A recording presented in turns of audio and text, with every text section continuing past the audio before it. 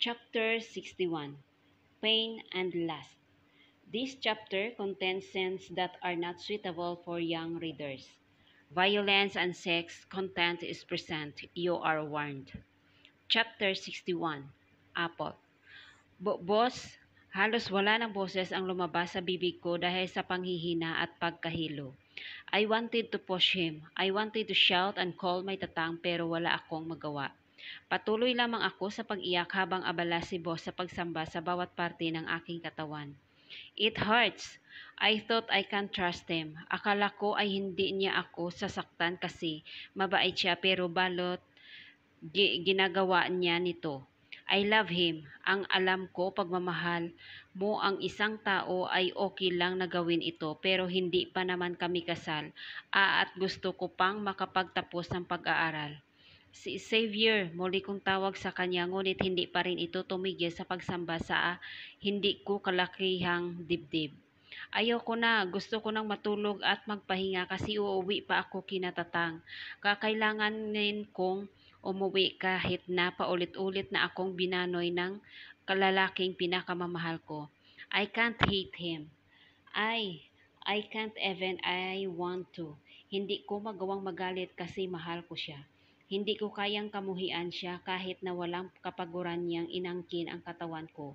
My small figure was too fragile for his figure. Wala akong laban sa maiinit at punong-puno ng galit kaya niyang halik at pagbayo. Wala akong laban noong pilit niyang ipasok kahit na halos mawala na ako ng malay sa sobrang sakit. Paulit-ulit akong nagmakaawa at umiyak pero masyado na siyang nag-iinit para pakinggan pa ako. Anong nagawa kong mali para gawin sa akin to ni Xavier?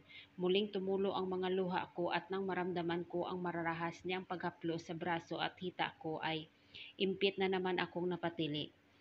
He bit my skin on my neck before licking it. Kakaiba ang dulot niyon sa akin sa tuwing gagawin niya iyon at ay nakakabaliw na init ang bumabalot sa buong katawan ko. I wanted to moan and urge him to continue what he's doing but naaalala kong may pangako ako sa pamilya ko. Mas lalong tumulo ang luha ko nang pumasok sa aking isip yung mga pwedeng mangyari pagkatapos nito. I might get pregnant.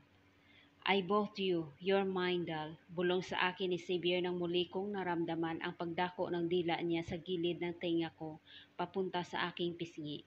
Sobrang init at nakakakuryente. Gusto kong umungol at bumigay pero hindi pwede.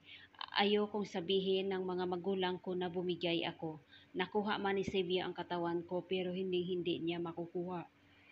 Patuloy kong nararamdaman ang mainit at matigas nitong katawan na nakapatong sa mainit kong katawan. Naiibsan niyo ng ang lamig na dulot ng umaga at kahit na pagod na ako ay pilit pa ring minumulat ng lalaki ang mga mata ko gamit ang mararahang pag-angkin niya sa nangangapal ko ng labi. He did that to me. When he dragged me here until now, ayoko na. Pagod na ako pero iba ang sinisigaw ng katawan ko tuwing paglalaroan niya iyang parte na iyan sa pagitan ng aking hita. Nakakahiya, I'll make sure that you will be mine forever. Muli nitong bulong bago kinurot ang sensitibong parte sa aking dibdib. Hindi ko alam kung bakit, ngunit kusang umangat ang pang-itaas kong katawan at punong-puno ng pagnanasa siyang tinitigan ang mga mata kong may bakas ng kapaguran at luha. Walang dapat ikahiya ang lalaking ito dahil halos lahat yata ng parte ng katawan at pagkatao niya ay perpekto. They are made to impress everyone. From those bulging abs and biceps, the V-line that I saw last night, at ang bagay na iyon na talaga namang biniyayaan ng haba at laki. Higit pa pala iyon sa iniisip ko, higit pa siya sa ine-expect ko. Pero bakit ganon? Kahit na hindi ako galit kay Xavier, ay nakakaramdam ako ng lungkot at disappointment. Naaawa ako sa sarili ko. The moment you signed those contracts, you admit that I owned you. Isang mahinang halinghing ang kumawala sa nakaaawang kong labi nang bigla ko na lamang naramdaman ang muling pagpasok ng bagay na iyon. Nanigas ang katawan ko sa sakit at mas nadagdagan pa iyon ng dahan-dahan siyang gumalaw sa tila ba may sinasabing ritmo ng musika na siya lamang ang nakakarinig. Do you understand me, Dal? Tanong ng lalaki habang marahang bumabayo. Isang tipid na tango lamang ang nagawa ko at nang maramdaman ko ang mabilis at marahas niyang paggalaw ay wala na akong nagawa pa kundi ang mapapikit na lamang at tiisin ang pagbababoy na ginagawa niya. Mamamahal ko siya pero pinapatawad ko na siya. He helped me, he owned me. Wala akong karapatan na tumanggi, pero masakit pa rin. Hindi ko na nabilang ang oras, hindi ko na nagawa pang imulat ang mga mata ko upang makita ang papasikat na araw dahil nang maramdaman ko ang pagpuno ng mainit na likido sa loob ko at ang pagbagsak ni boss sa aking tabi. Kusa nang sumuko pa ang katawan ko para lumaban pa. I need to go home. Nagmamakaawa na ako. Hihintay na ako nila mamang at tatang. Nagmamakaawa akong singhal kay boss ngunit hindi man lang siya nagpatinag. Patuloy siya sa pagsusuot ng damit niya habang ako hito at nasa kama. Patuloy sa pag-agos palabas ang aking luha nang muli akong tapunan ni boss ng isang napakalamig na tingin. You're not allowed to go anywhere. Puno ng pinalidad niyang singhal. No, hindi pwede. Kailangan ako ng pamilya ko kasi nangako na akong uuwi ako. Nangangako ako kina mamang at tatang. Sunod-sunod akong napailing at kahit na wala pa akong suot na kahit na anong damit ay nagawa ko pa rin gumapang pababa ng kama upang lumuhod sa harapan niya. Walang buhay ako nitong tinitigan. Yuyo yung kapatid ko, nangako ako sa kanila na uuwi ako tapos bibigyan ko sila ng regalo. Tatatapos sila mamang at tatang, yayakapin ko pa sila at saka magsiselebrate kaming lahat ng Pasko. Please, nagmamakaawa ako. Humahagol ko kong pakiusap kay Xavier pero hindi man lang ito natinag. Sobrang sakit na ng puso ko at halos sumabog na ang utak ko dahil sunod-sunod na pumapasok dito yung mga pangako na binitawan ko kina Melon. Papapasko ito, iho. Yon dapat yung araw na sabay kaming kakain tapos magtatawanan kami. Yon yung araw na magkakasama kami. Boss, ito na lang yung chance ko para makasama ulit sila ng buo. Alam niyo kung ano ang totoo? Nagmamakaawa ako ngayon. Atat na atat ako makauwi sa Pasko kasi natatakot ako na baka ito na yung huling beses na makakasama ko silang lahat sa Pasko. Natatakot ako na baka sa susunod na Pasko kami na lang ang mga kapatid ko. Bakit ba hindi niya magawang maintindihan yun? Mas lalong sumakit ang dibdib ko at tumulo ang aking mga luha nang umigting ang mga panga ng lalaki sabay hawak sa magkabila kong braso. Should I slap the contract on your face? I made it clear, didn't I? Sunod-sunod akong napailing. You are not allowed to disobey my commands. Bulyaw ng lalaki pero hindi pa rin ako nagpatinag. Pinagsalikop ko ang aking mga kamay at kahit na nakababa ito ng dignidad ay nilunok ko ang lahat ng kahihiyan na mayroon ako. I will do whatever you want. If you want me to, natigil ako sa pagsasalita at napatingin sa bahagi niyang iyon. Sakit, gagawin ko, basta hayaan mo ko makasama sila kahit ngayon lang. Muli kong pakiusap sa lalaki pero sintigas yata talaga ng bato ang puso ng lalaking ito dahil bakit ba na ibinaba ko na ang dignidad at pagkatao ko ay hindi ko pa rin nagawang palambutin ang puso niya. Pakiramdam ko ay unti-unti na akong pinapatawag dahil sa sakit. Pakiramdam ko ay napakadumi ko at walang kwenta lalo na nang marahas akong hinawakan ni Xavier sa braso at walang pasabing inilayo sa kanya. Bakit? Humahagulgol kong tanong nang magsimula na siyang lumakad palapit sa pinto.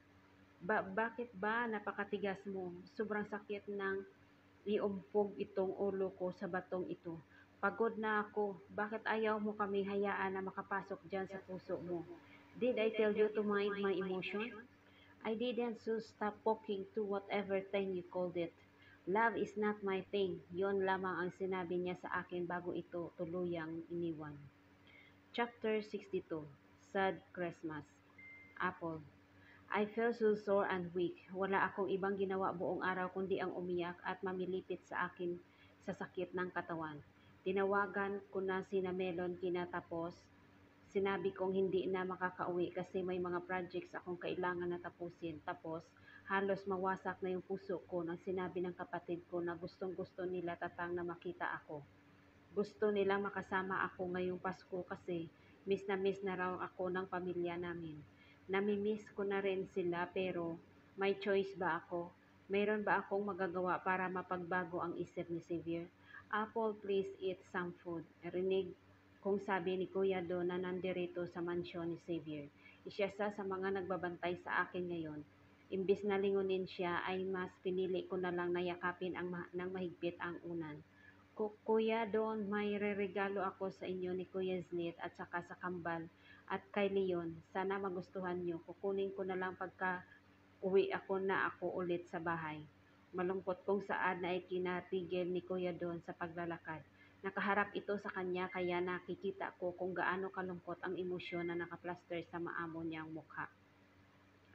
Alam ko naman na wala din magagawa si Kuya Don kasi hawak rin siya ni Xavier. Wala silang kasalanan kung hanggang ngayon ay nandito ako at miserable. Magpapasko mamaya, Kuya. Nanghihina akong asik sa lalaking umupo sa gilid ng kama at bago hinaplos ang buhok kong nakakalat lamang. Yes, aren't you happy? The boss wants to celebrate it with you to a famous 5-star restaurant. May malungkot na ngunting sumilay sa mukha ni Kuya Don at kahit papaano ay naiibsan ang bawat haplos niya, ang sakit ay may siniksik ko pa sa ang ulo ko sa palapit sa kanya. Pakiramdam ko ay ligtas na ako kasi nandito na ang kuya ko. Nandito na ang isa sa mga taong naging pamilya ko na. Ayoko Don. They offer offensive and wonderful foods. Umiling ako kay Kuya Don. Hindi kasi natutumbasan ng kahit anong mamahalin at masasarap na pagkain ang luto ng mamang ko. Gusto kong umuwi, Kuya Don. Papapauwiin niyo na ako, please. Muli na namang tumulo ang mga luha ko dahil naalala ko na naman yung boses ni Melo nang kausapin ko siya kanina. Miski ang kapatid ko ay malungkot sa binalita ko pero may magagawa ba kami? Xavier owned me. He can do whatever he wants because I sold myself to him. Hindi ko aakalain na mangyayari ito. Nagagawin niya ito. Malungkot akong initian ni Kuya Don bago niya pinahid ang mga luhang tumulo sa aking mata. Shh, don't cry. If only I can, itatakas kita dito at iuuwi sa pamilya mo. Pero bago pa tayo makalabas sa mansyon, maraming mga guards agad ang sasalubong sa atin. Wala na talagang paraan sa totoo lang. 4:00 na ng hapon at kahit makalabas ako sa lugar na ito, hindi ko alam kung may masasakyan pa akong bus papunta sa probinsya namin, lalo na at 8 oras ang biyahe papunta doon. Hindi pa kasama yung oras sa traffic at sa mga bus stop. Talagang imposible na makasama ko sina Mamang sa Pasko. Papapagod na ako. Sana po hindi po ito ang huling Pasko na magkakasama kami. I'm sorry if I can't do anything. Halos pabulong na wika ni Kuya Don. Nalulungkot na rin siya dahil sa akin at ayokong malungkot sila. Okay lang yun, Kuya. Ano pa ba ang pwede nating iluto mamaya? Kahit malungkot ako at nasasaktan, mas gusto kong pasayahin ang mga taong mahahalaga sa akin. Lalo na ngayon ay magpapasko. Pwede ko namang isipin na sinamamang pa rin ang kasama ako at saka hindi naman porket hindi ako makarating ng Pasko ay hindi ko na makakasama pa sila. Makakauwi rin ako tapos magsiselebrate kami kahit na hindi Pasko. Tama, basta sa ngayon ay pasasayahin ko naman ang ibang tao nakakapaligid sa akin.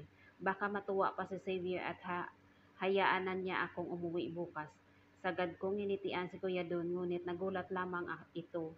Kuya Don, si Sayon po ba maayos lang? Naalala ko kasing kinuha rin si Sayon ang mga tauhan ni boss. Yes, he's already with boss. They're doing some works in the company. Sunod-sunod akong tumango kay Kuya Don at kahit na sumasakit pa rin ang buong katawan ko ay pinilit kong tumayo. Nakatayo naman ako kasi inalalayan ako ni Kuya Don. Kuya Don, magluluto tayo para may ihain tayo mamayang Noche Buena. Masigla kong aya sa lalaki nang matunaw kong papalubog na ang araw. Marami naman sigurong pwedeng lutuin dito sa bahay ni Xavier. Sa laki ba naman ang bahay na ito, imposible na walang stock ng pagkain. Hinarap ko si Kuya Don at nang makita ko ang pagtataka sa mukha niya ay unti-unting nawala ang ngiti sa aking labi. Bakit ayaw pang gumalaw ni Kuya Don? Hinawakan ko ang braso niya dahilan upang mapatingin siya sa kamay kong may iilang bakas ng pasa.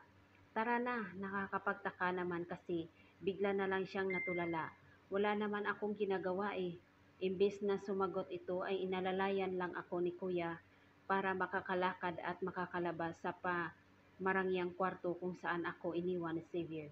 Sobrang ganda ng paligid, alam niyo yung pakiramdam na parang prinsesa. Ganoon ang nararamdaman ko lalo at nakasuot pa sa akin ang napakaganda at napakarangyang damit. Maihahalin tulad ko itong mansyon sa isang palasyo na napapanood ko sa mga Disney movies.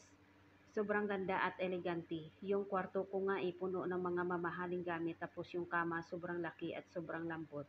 Meron din itong post sa bawat sulok dahilan para pwede itong sabitan ng maninipis na kortina. At least may privacy yung matutulog sa kamang iyan. Para talaga akong reyna. Napapaligiran ako ng mga kawal at marangyang palasyo pero yung hari ko ay imbis na mahalin at alagaan ako ay sinasaktan at pinaiiyak ako nito. Muling mawala ang ngiti na nakaplaster sa aking mukha nang tumambad sa amin si Kuya Don ang pasilyo na mayroong napakaraming pinto. Mayroong kulay pulang carpet rito at dahilan para walang balak si Kuya Don na kausapin ako ay inabala ko na lamang ang aking sarili sa pagsuri sa nilalakaran namin. Binilang ko ang mga pinto, mayroong 6 na pinto ang hallway na ito tapos kung magdidiretso-diretso pa ako ay mayroon pang hallway. Tapos matanaw ko na sa dulo nun ay mayroong hagdanan paakyat. Wow, talaga, si Xavier ba talaga ang nakatira sa malaking mansyon na ito? Tumigil kaming dalawa ni Kuya doon sa harap na napakahaba at malaking hagdan. Napaawang ang aking labi sa sobrang pagkamangha kasi gawa sa salamin ang railings ng hagdan. Kulay ginto ito ngunit hindi maging madulas ay mayroong kulay pulang carpet. Bawat disenyong nakaukit sa railing nito hagdan ay tila inukit na napakagaling na sculpture.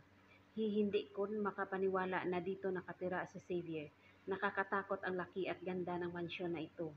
Hindi ko pa nababanggit itong malaki at kumikintab na chandelier na nakabitin sa itaas sa kisaming mayroong mga nakapintang larawan ng mga bulaklak at pangalan ng lalaking nagmamay-ari sa nakakamanghang mansyon na ito. Kuya Don, nasa palasyo ba tayo? Gulat kong tanong sa kasama ko na habagat abala siya sa aking mga mata sa pagsuri sa mga paintings na nakabiti naman sa mga pader. I think so. The boss lies here. The boss? Ibig sabihin si Xavier lang ang nakatira dito? Dahil sa isipin na iyon ay unti-unting nawala ang pagkamangha ko sa napakagandang lugar na ito. Naisip ko lang kasi na kung mag-isa lang si Xavier dito, hindi ba parang ang lungkot nun? Mayroon kang napakagandang bahay, may mararangyang gamit, nabubuhay kang tila isang hari pero wala kang kasama.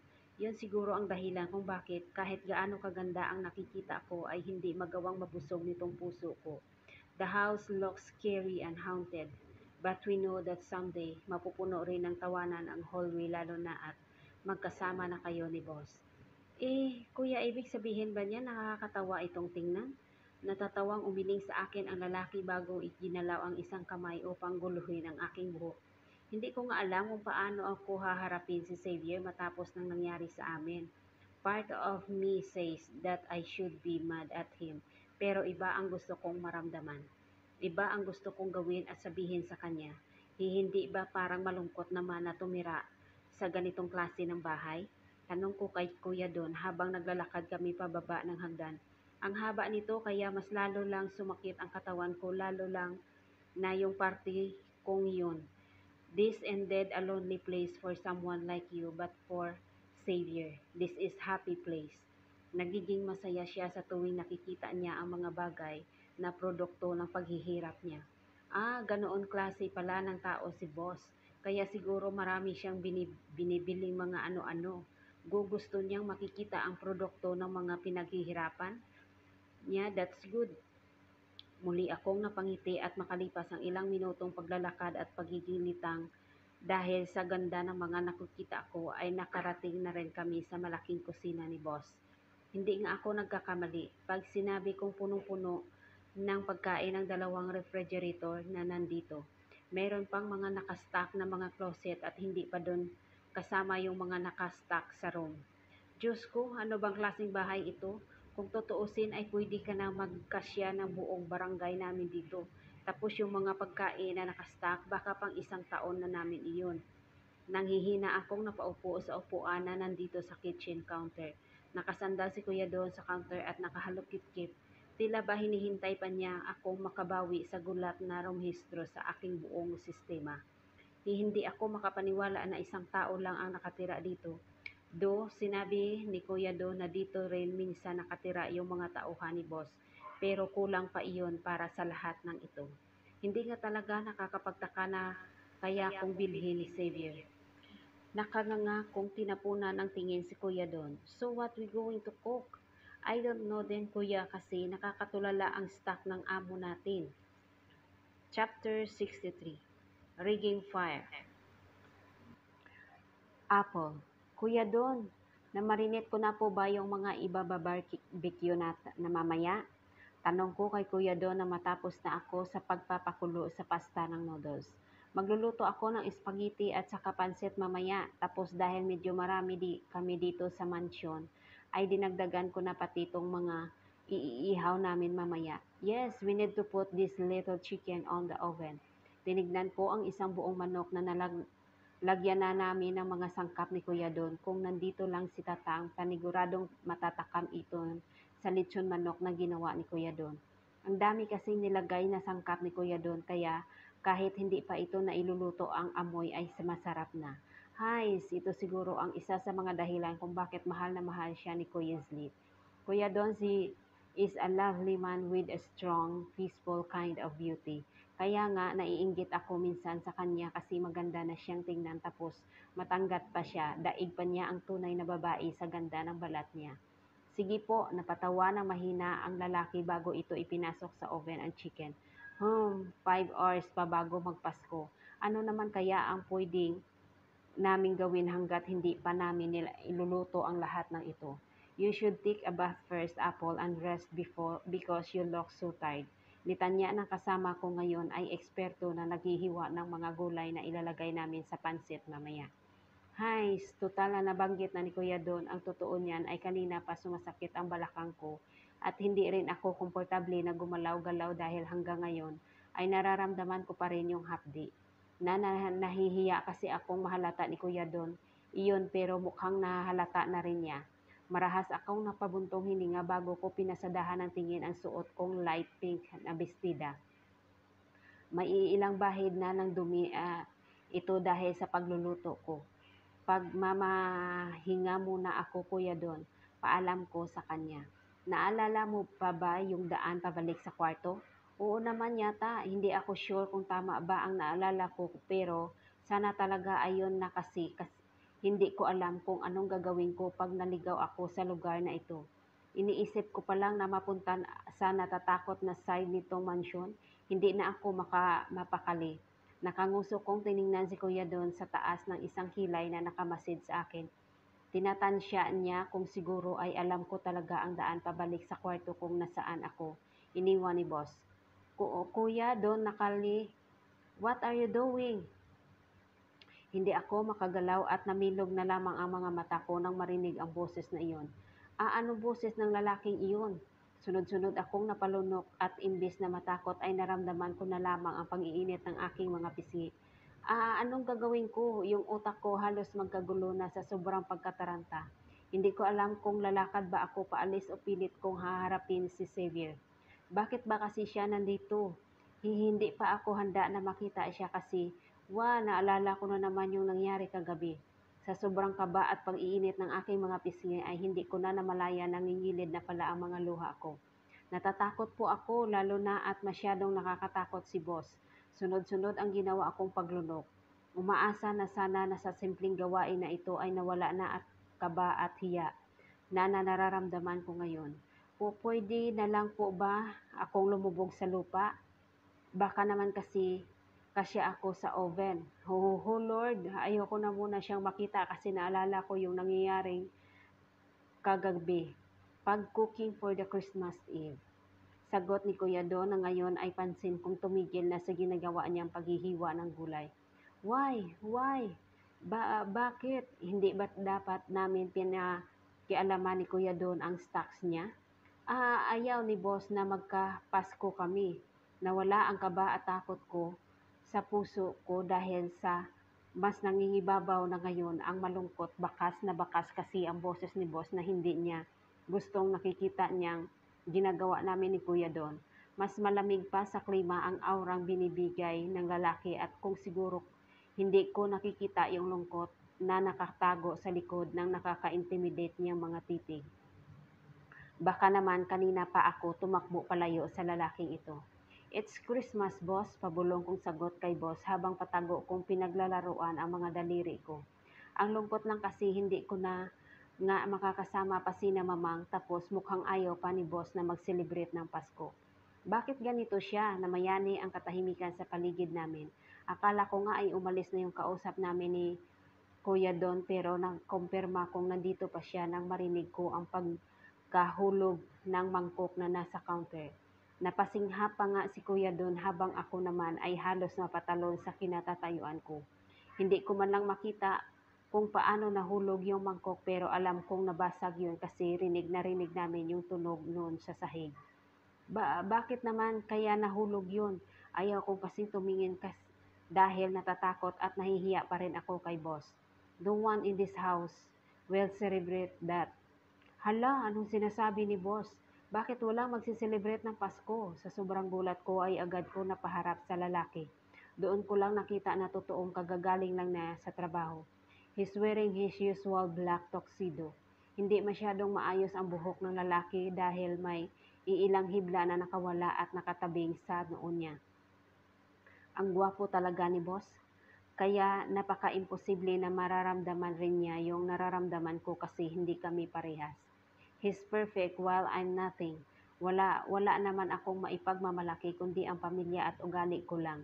Tapos minsan hindi pa maganda ang ugali ko. Nagtaas ako ng tingin na sana ay hindi ko na lang ginawa kasi nagkasalubong na naman ang mga tingin namin. Wow, Lord, sabi nang huwag mo nang pailala sa akin yung gabing iyon. Oo, okay na po kahit mananatili ang sakit pero huwag niyo na pong ipaalala sa akin kung paano sumakit itong buong katawan ko. Hindi na po kaya ng utak ko yung mga rated na sa alalang iyon. Boss, hala, wag kang gagalaw baka matapakan mo yung bubog tapos masugatan ka. Yung nabasag na mangkok, nasa paanan pala niya. Nawala ang kaba at pagkapahiya ko nang maisip na baka masugatan si boss. Doon, kay dali-dali kong lumapit sa walis, tambo at dustpan. Tatanggalin ko na lang sana ang mga bubog nang bigla na lamang napaatras si boss. Tumingala muli akong makita ang anong nangyayari. Ngunit ang iritadong mukha lang nito ang nakikita ko. Ano na naman bang ginawa ako? Bakit ganito na naman ako tignan ni boss? Hindi ko pinansin ang lalaki, tila ba bingi ito nang talikuran niya kami ni Kuya Don at sa kanya nang hihinang napatukod ng magkabilang kamay sa marmol na lamisa. Naguluhan na talaga ako sa inaasal niya. Bakit parang lahat ng gagawin ko ay kagagalit niya? Wala naman akong ibang gusto kundi ang alagaan at proteksyonan siya Boss, nagulat kaming dalawa ni Kuya Don nang hablutin ng lalaki ang mangkok ng pasta na nasa gilid at saka ibinalibag sa sahig. Ano bang problema niya? Hindi na nasiyahan si Boss Lasa kasi lahat ng gamit ay nasa lamesa ay pinagbabato niya kasama na doon yung pinaghirapan naming lutuin na Kuya Don. Yung mga pagkain, sayang. Maraming nagugutom tapos matatapon lang ng ganito ang mga pagkain. Hindi, baka pwede pa itong pulutin, pwede pa itong pakinabangan kasi hindi naman marumi itong sahig. Pinulot ko nga naming magkakapatid yung mga gulay na tinatapon sa palengke para mailuto noon kaya sure akong pwede pa ito. Isang nanghihinang tingin mula ang binatukaw kay Xavier bago ako lumapit sa mga pagkain at naluluhang pinagpupulot ito. Ano bang problema niya? Bakit pinaghihirapan niya kami ng ganito? Pupulutin ko na sana yung mga hotdog na hiniwa ko para sana sa sauce ng spaghetti kaya lang nagsituluan na yung mga luhang kanina ko pa pinipigilan. Ginawa ko ito hindi lang para sa akin. Inaya ko si Kuya Do na magluto lang, hindi lang para mapalis yung lungkot ko. Gusto ko rin bigyan ng magandang Pasko yung mga taong nandito sa mansyon na ito para Bakit ba pilit akong nahihirangan ni Xavier? Mas lalong dumami ang mga luhang tumutulo mula sa aking mga mata. Lahat ng sakit na naipon ay hito at kumakawala na sa akin. Gusto kong sumigaw, gusto kong sampalin si boss, pero magagawa ba nun na mabago yung malungkot na araw na ito? Hindi na, no one will going to celebrate this shit. Rinig kong sabi ng lalaki dahilan kung bakit sobrang sakit ng puso ko ngayon. Halata pa sa boses niya na nagpipigil siya ng galit. Galit dahil ba sinubukan kong pasayahin yung mga taong nasa paligid ko? Ano bang gusto mo, Xavier? Gusto mo bang maging katulad mo ako? Mahigpit kong naikuyom ang mga kamao ko at dahil sa sobrang lungkot at inis ay hindi ko na ako makapagpigil. Tila ba bumagal ang paligid at nawala ang lahat ng tunog na naririnig ko nang mabilis na kumilos ang aking katawan. I walked towards to the man whom I loved so much. I was too mad when he forbids me to be with my family. I am so mad when he wasted all the efforts that we did to make the Christmas Eve specials. Sa sobrang galit ko ay hindi ko na makapagpigil pa. Malakas na dumapo ang aking palad sa perpektong mukha ng lalaking pinakamamahal ko. Nilakasan ko pa na at bumuelo pa ako upang ipaharamdam sa kanya kung gaano na ako kagalit. I slap can change everything but it can lessen my anger towards to the man. I hate you, ang sama mo. Magpapatuloy ang chapter 64.